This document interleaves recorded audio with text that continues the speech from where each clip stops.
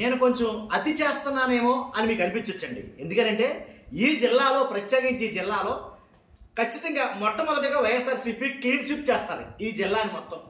నిజం, అందుకే అన్నాను నేను ఫస్ట్.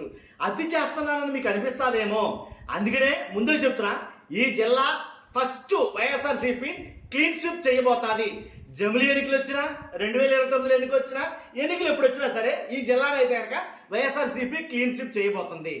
ఏంటా జిల్లా, ఆ నియోజకవర్గాలు ఏంటి, ఎందుకని క్లీన్ స్వీప్ చేయబోతుంది ఏంటని చాలా మందికి ఆల్రెడీ కోపం తారాస్థాయి చేరుంటుంది.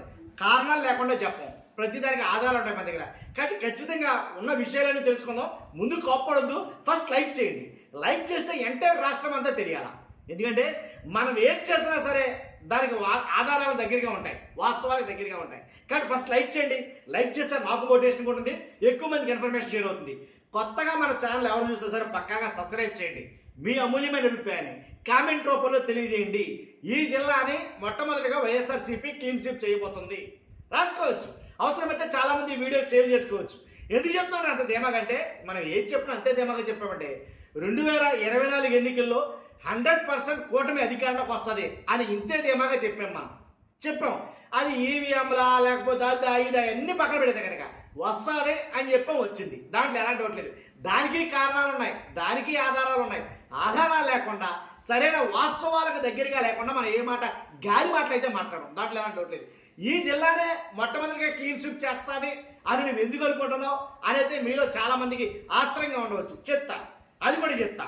ఎలా అంటే ఈ అన్నమయ్య జిల్లాలో వాస్తవంగా చూసుకుంటే 6 నియోజకవర్గాలకు గాను 3 ఏమో టీడీపీ, 2 చోట్ల వైసీపీ గెలుచుకుంది, 1 ఏమో జనసేన. అంతే కదా, మొత్తం 6 నియోజకవర్గాలకి. ఈ 6 నియోజకవర్గాలకు గాను 6 నియోజకవర్గాల్లో 1 ఏమో రాయచోటి, 2 ఏమో రైల్వే కోడూరు, 3 ఏమో రాజంపేట, అలాగే 4ది ఏమో తంబలపల్లి, 5ది ఏమో పీలేరు, 6ది ఏమో మదనపల్లి. చెప్పారుగా, అసలు రాష్ట్రం మొత్తం కూడా కూటమి గాలి విపరీతంగా వేస్తుంది అన్న టైంలోనే 2024 ఎన్నికల్లో కూటమి గాలి విపరీతంగా వేస్తుంది, రాష్ట్రం మొత్తం కూడా ఏంటి తుడిచిపెట్టుకుపోతుంది వైసీపీ అన్న టైంలోనే ఇక్కడి నుంచి 2 అభ్యర్థులు అయితే కనుక వైసీపీ అభ్యర్థులు కావడం జరిగింది. చెప్పారుగా, కారణాలు ఉంటాయి ప్రతి దానికి. ఎందుకంటే ఒకటేమో రాజంపేట, ఆకేపేట అమర్నాథ్ రెడ్డి, అలాగే ఇంకోటేమో పెద్దిరెడ్డి ద్వారకానాథ్ రెడ్డి తంబళ్ళపల్లి. ఈ 2 స్థానాల్ని వైఎస్ఆర్సీపీ కైవసం చేసుకుంది. రాష్ట్రం మొత్తం కూడా బీభత్సమైన గాలిలో, ఒక రకమైనటువంటి వేవ్లో కూడా ఇక్కడి నుంచి 2 స్థానాల్ని వైఎస్ఆర్సీపీ గెలుచుకోవడం జరిగింది. మిగిలిన కూడా ఇంచుమించులో అయితే కనుక కూటమి గెలుచుకోవడం అయితే జరిగింది. ఇంకోటి ఏంటంటే కనుక ఇప్పుడు చూద్దాం, రాయచోటు నుంచి చూసుకుంటే కనుక మంత్రి రామ్ ప్రసాద్ రెడ్డి గారు ఏంటి ఇక్కడి నుంచి ఆల్రెడీ నియోజకవర్గం నుంచి చాలా ఎలా అంటే కూటమికి వ్యతిరేకత చాలా అయితే ఉంది. ఎందుకంటే కనుక ఇక్కడి నుంచి గ్రూపులని, అలాగే వ్యతిరేకత, అలాగే ఏదైతే కొన్ని ప్రభుత్వం మీద ఉండే వ్యతిరేకత, అలాగే కొన్ని జరుగుతున్నాయి లోపాయికారంగా, ఇలాంటివన్నీ కూడా ఎక్కడైతే పూర్తి వ్యతిరేకత మూట కట్టుకుందని చెప్పాలి. మిగిలింది ఆఖరి చెప్తాను నేను ఈ నియోజకవర్గం నుంచి. రెండోది చూసుకుంటే అరవ శ్రీధర్ గురించి చూసుకోవాలా. ఈయన జనసేన ఎమ్మెల్యే రైల్వే కోడూరు నుంచి. కాబట్టి ఇక్కడి నుంచి టీడీపీకి జనసేనకి అసలు పట్టంలా, దాంట్లో ఎలాంటి డౌట్ లేదు. ఎలా అంటే సీనియర్ ఎమ్మెల్యేలు కూడా అరవ శ్రీధర్ గారు లెక్క చేయటం లేదు, పక్కన పెట్టేశారు వచ్చిన తర్వాత అనే కొన్ని ఆరోపణలు అయితే ఉన్నాయి అరవ శ్రీధర్ గారి నుంచి. కాబట్టి తెలుగుదేశానికి జనసేనకి ఈ నియోజకవర్గంలో కొన్ని మనస్పర్ధలైనా ఉన్నాయన్నమాట వాస్తవం. ఎక్కడన్నమాట ఏంటి నమ్మకం మొత్తం అంటే రాష్ట్రం మొత్తం కూడా టీడీపీకి జనసేనకి చాలా అయితే డిస్ప్యూట్స్ ఎందుకని అన్నానంటే వాళ్ళంటే వీళ్ళ పట్టలేదు, వీళ్ళంటే వాళ్ళకి పట్టలేదు. వాళ్ళ ఆధిపత్యం వీళ్ళు ఒప్పుకోరు, వీళ్ళ ఆధిపత్యం వాళ్ళు ఒప్పుకోరు. కాబట్టి ఖచ్చితంగా ఇలాంటి గొడవలు అయితే కనుక ఉన్నాయి. అలా ఉంచితే కనుక ఆ నియోజకవర్గాన్ని. ఇక మూడోది ఆకేపాటి అమర్నాథ్ రెడ్డి. చెప్పగా రాష్ట్రం మొత్తం టీడీపీ గాలి వీస్తున్న టైంలో, కూటమి గాలి వీస్తున్న టైంలో ఇక్కడి నుంచి వైఎస్ఆర్సీపీ అభ్యర్థి గెలిచాడు రాజంపేట నుంచి. కాబట్టి అసలు ఇక్కడ టీడీపీ గురించి చెప్పుకోని అవసరంలా, ఎలాగంటే శూన్యం ఇక్కడి నుంచి. ఎందుకంటే అసలు మన మామూలు కాదు, వాళ్ళకున్న గొడవలు కానీ, వాళ్ళకున్న గ్రూప్ తగాదాలు కానీ, వాళ్ళకి పడకపోవటం కానీ, ఇవన్నీ రాజంపేట వైఎస్ఆర్సీపీ అభ్యర్థి గెలుపుకు కృషి చేశాయి. అప్పుడు అలా ఉంది కదా, ఇప్పుడు ఏమైనా చేంజ్ అయిందంటావా అని అంటే కనుక అప్పుడు ఎలాగ ఉందో ఇప్పుడు ఎలా ఉంది, ఇంకొంచెం మోతాదు పెరిగిందని చెప్పాలా ఇక్కడి నుంచి. కాబట్టి ఎక్కడి నుంచి ఎన్నికలు ఎప్పుడు వచ్చినా సరే అదే పరిస్థితి. చెప్పారుగా, రాష్ట్రం బీభత్సమైన వేలో ఉండగానే గెలిచారు, ఇప్పుడు ఇంకా సునాయాసంగా గెలుస్తారు ఈసారి ఎన్నికలే కనుక. ఎందుకంటే అక్కడ అదే పరిస్థితి 2024 ఎన్నికలకి ముందు ఎలా ఉందో ఇప్పుడు కూడా అలాగే ఉంది. కాబట్టి ఆ నియోజకవర్గం గురించి అలా ఉంచితే, ఇంకోటి పెద్దిరెడ్డి ద్వారకానాథ్ రెడ్డి తమ్మల్లపల్లె, ఇది కూడా వైఎస్ఆర్సీపీ కైవసం చేసుకుంది బీభత్సమైన గాలిలో. కాబట్టి ఎలా అంటే మొత్తం ఈ నియోజకవర్గాలు అన్నింటి గురించి చెప్పుకునే ముందు ఈ నియోజకవర్గాన్ని చెప్పాలనుకున్నాను ఫస్ట్, కానీ చెప్పలేదు. ఇప్పుడు చెప్తాను ఏంటంటే, అక్కడ ఉన్న వర్గ విభేదాలు ఎలా ఉన్నాయంటే ఒకరినొకరు కొట్టుకుని బుర్రలు బద్ద కొట్టుకుని దాకా వెళ్ళిపోయారు. టీడీపీలోనే మళ్ళీ పైగాను జనసేనకు వచ్చేపు అలా వచ్చింది కనుక టీడీపీలోనే 2 వర్గాల కింద ఏర్పడి జిల్లా మొత్తం మీద 2 వర్గాల కింద ఏర్పడి ఒకళ్ళంటే ఒకళ్ళ పడక తలల బద్దలు కొట్టుకున్న పరిస్థితి ఎక్కడి నుంచి అయితే జరిగింది. ఆ టైంలో ఎవరికంటే ఐటీడీపీ కన్వీనర్ సాగర్కు ఆయనకి తీవ్ర గాయాలయ్యాయి, సర్పంచ్ నటరాజ్ నాయక్ ఎవరైతే ఉన్నారో ఆయనకి విపరీతంగా తీవ్ర గాయాలు, తలల బగాయి, అంత పచ్చగడ్డతో బొగ్గుమంటది అనమాట. అలా ఉంది ఈ నియోజకవర్గం పరిస్థితి. ఇప్పుడు కూడా స్టిల్ అలాగే ఉంది, దాంట్లో ఎలాంటి డౌట్ లేదు. కాబట్టి ఎలా ఉన్నది కాబట్టి 2024 ఎన్నికల ముందు అలాగే ఉంది, ఇప్పుడు దాన్ని మించిపోయి ఉంది. కాబట్టే ఎక్కడి నుంచి చాలా కష్టం అని చెప్పాలి ఇక ఈ నియోజకవర్గం కూడా.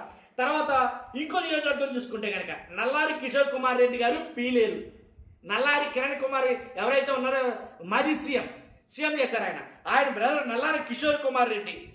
కాబట్టి ఆల్రెడీ ఈ నియోజకవర్గం గురించి చెప్పవసరం లేదు, రాజకీయ పరిజ్ఞానం ఉన్న వాళ్ళు చాలా మంది తెలుసు.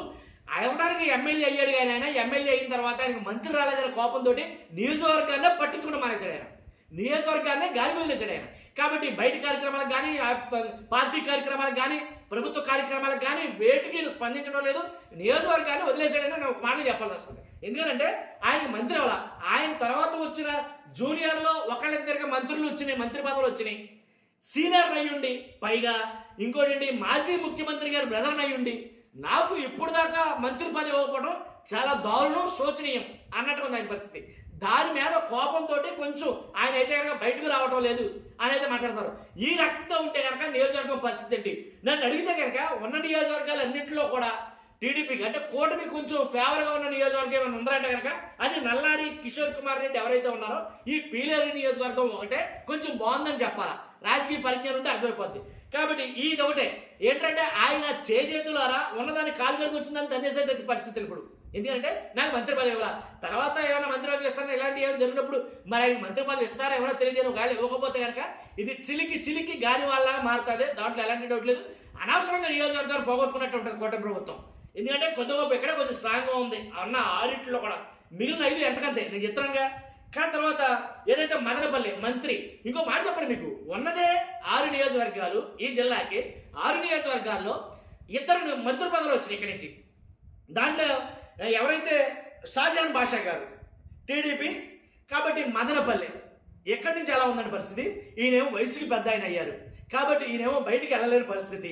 అలాగని ఎవరైతే కుటుంబ పెత్తనం బాగా పెరిగిపోయింది నియోజకవర్గం నుంచి, దానికి తోడు ఏంటి కొంపలో కొంపటే అంటారు కదా, అలాగా కూటమిలోనే అంటే టీడీపీలోనే ఈయనకి యాంటీగానాలో ఏమన్నా అర్థం కాదు, ఈయనకి అపోజిషన్గా ఎవరైతే ఉన్నారో తెలుగు యువత నాయకుడు చిరబాబు, ఈయన ఆయనకి వ్యతిరేకంగా మారాడు అని చెప్పాలా. కాబట్టి ఎలాగ గ్రూపుల కింద సెపరేట్ అయిపోయాయి ఈ నియోజకవర్గం నుంచి కూడా. కాబట్టి అందులో కుటుంబ పెత్తనం, ఇంట్లో వాళ్ళందరూ కూడా ఎమ్మెల్యేలు మంత్రులతో సమానమే. ఎందుకంటే ఆయన బయటకు రాడు, ఆయన అన్ని సాల్వ్ చేయలేరు, ఆయన అన్ని తిరగలేరు. కాబట్టి ఎవరైతే ఉన్నారో కుటుంబ సభ్యులు వాళ్ళందరూ కూడా దాని పెత్తనం చెలాయిస్తున్నారు.